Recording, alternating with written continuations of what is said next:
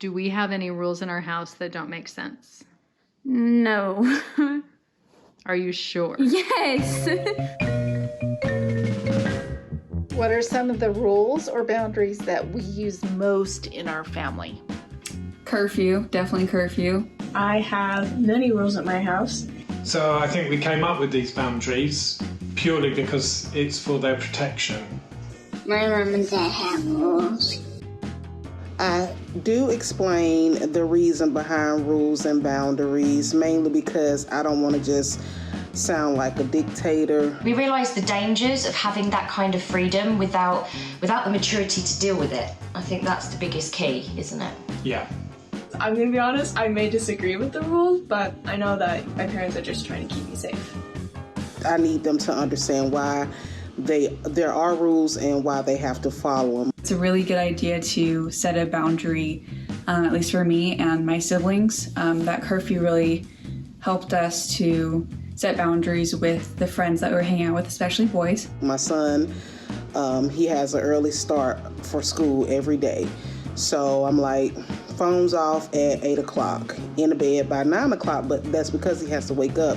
We try to teach them principles, don't we, rather than making it an absolute rule. We usually get like a limited amount of screen time, like our phones are pretty much kind of locked down and stuff, which is good.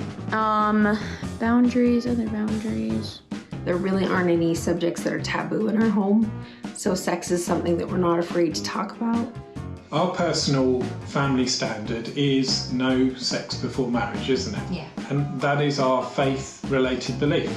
I taught them, and continue to teach them, that you should never feel pressured into having sex. No one should ever make you feel less than or make you feel like that you're going to lose them if you don't have sex with them, or if you're not ready. If you're not ready. Dangers of promiscuity, unwanted pregnancy, STDs, they seem to be on the rise all the time. So we feel that by waiting until, they've met that right person and their life partner, that those things are massively reduced. I had to grow up and be more of an adult faster because I made those adult decisions too soon. I don't want it to be that type of situations for my daughters either, so yeah. The general rule in our house is keep your clothes on. I know that doesn't protect from everything, but as we've taught these ideas and these ideals, that they feel the same way and that they will want to honor that themselves. Every time I leave the house, and she says, no smoking, no drugs, no alcohol, don't go to jail, don't have sex, and have fun. I think we definitely have to remind the kids of some of these rules and boundaries, don't you? we expect our kids to be honest with us, and that's something we've been reinforcing since they were really little. If you don't follow the rules, then you have to tell your parents.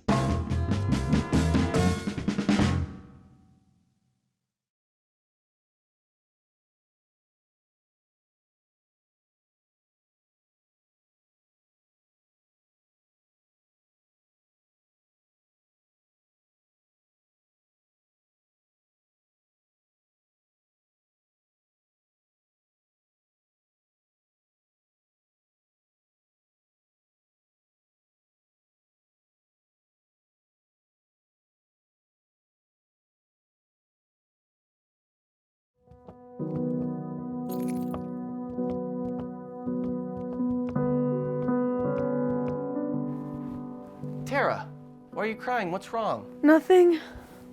Well, I can see that you're very upset, so just tell me what happened. You're just gonna freak out like you always do.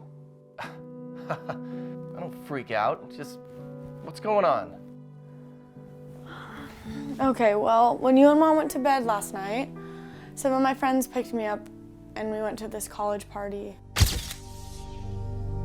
Wait, are you serious right now? Are you kidding me? What were you thinking? Well, it was just a party. Oh, okay, so a party. So there's probably drinking, guys, drugs.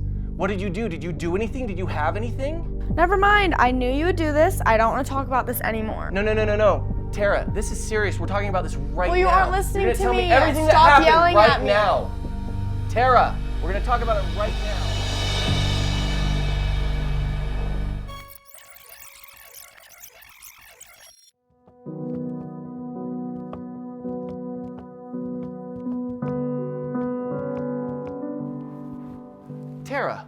Why are you crying? What's wrong? Nothing. Well, I can see that you're very upset, so just tell me what happened. You're just gonna freak out like you always do. Hey, I promise I'll just try to listen, all right? So what's up? Okay, well, last night when you and Mom went to bed, me and my friends, we went to this college party. Okay, and what happened? Well, we got there and people were drinking and there was alcohol and people were smoking weed. Okay. Well, and we were there and like people kept offering me beer, like a lot, and I kept saying no and it was getting awkward, I don't know, and so I just held a beer in my hand, like I didn't want anyone to ask me about it anymore, so I just held it, but I didn't drink or anything. Is that I didn't drink it. Is that what's upsetting you, or is? No, not necessarily. Alexis was there with me, and there's this guy, and he just kept hitting on her, and just like he would not leave her alone, and it was just like getting really scary. Hey, it's okay. It's okay. Take a breath. Can you tell me what else happened?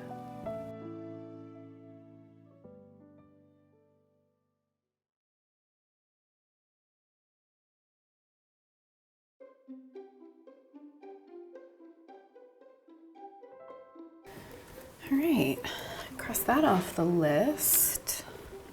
Hey, Mom. Yeah. What does it mean to have an erection? Whoa, you are way too young to be talking about that. We'll talk about it when you're older. Okay.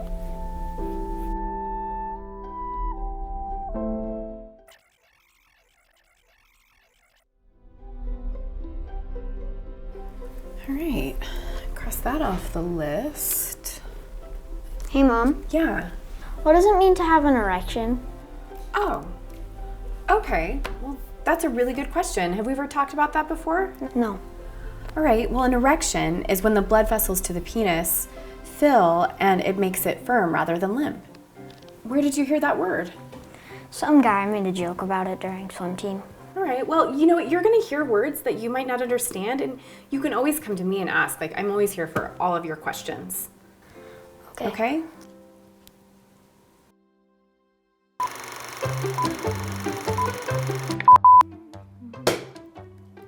Scared me. Sorry, didn't start me. Schmoopy.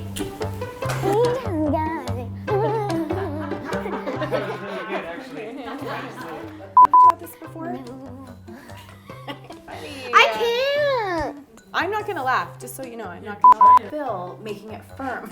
No, it's me. I'm sorry. What did I? You said soft. Oh, sorry. Sorry, same thing. Okay, thank you. Phil making it stop. It's not funny, it's science. It's so funny because of the... Okay, sorry guys. When you said lamp... When you said... To your penis, Phil making it... It's not funny. I'm not gonna laugh. So where did you hear that word? Okay, let's start again. Blood vessels in your penis, Phil. Blood vessels in your penis, Phil. Fill and make it firm rather than limp. They were the one that time. Sorry.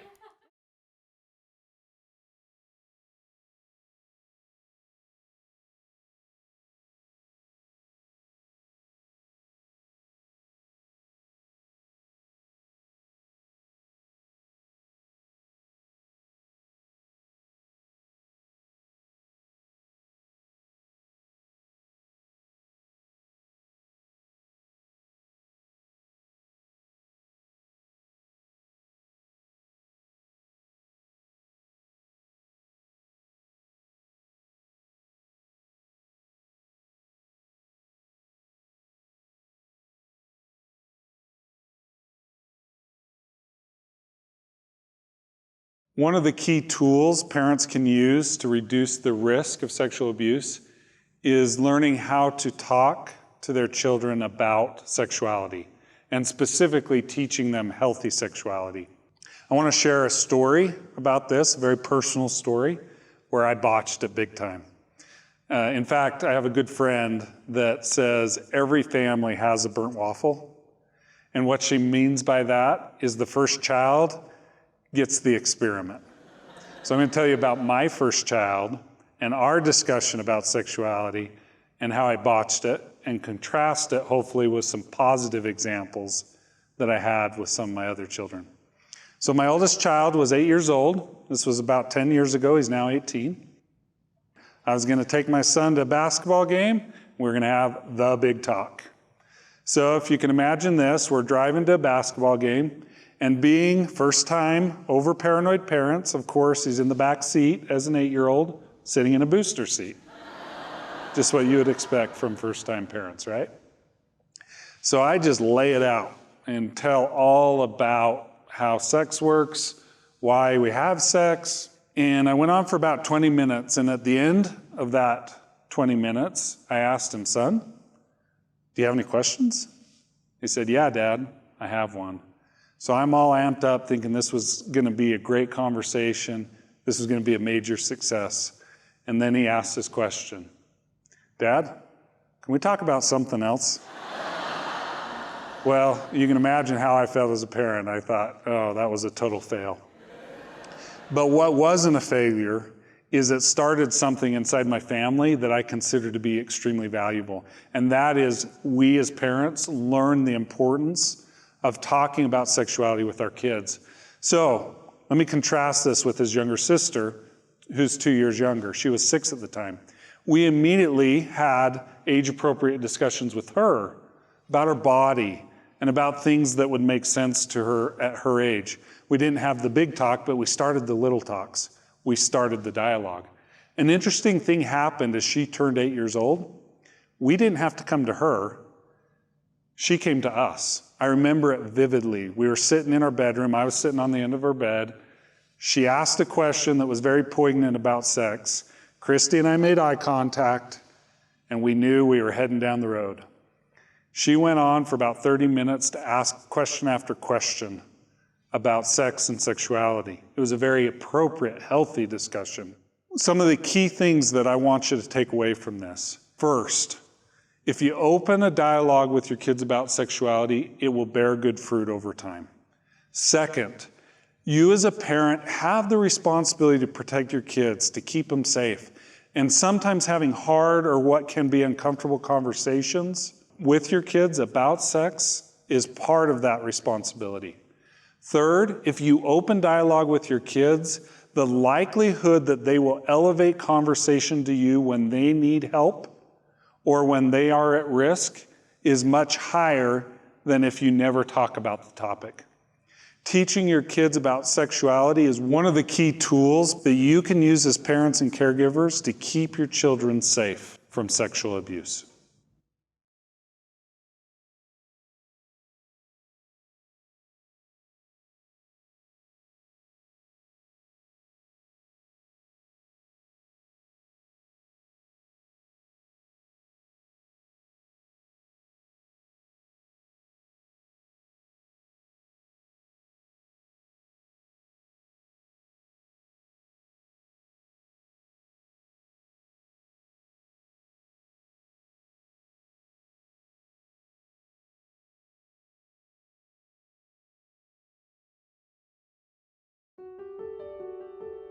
Pensez à la dernière fois que votre enfant a eu une réaction vive à une situation ou qu'il s'est senti désemparé.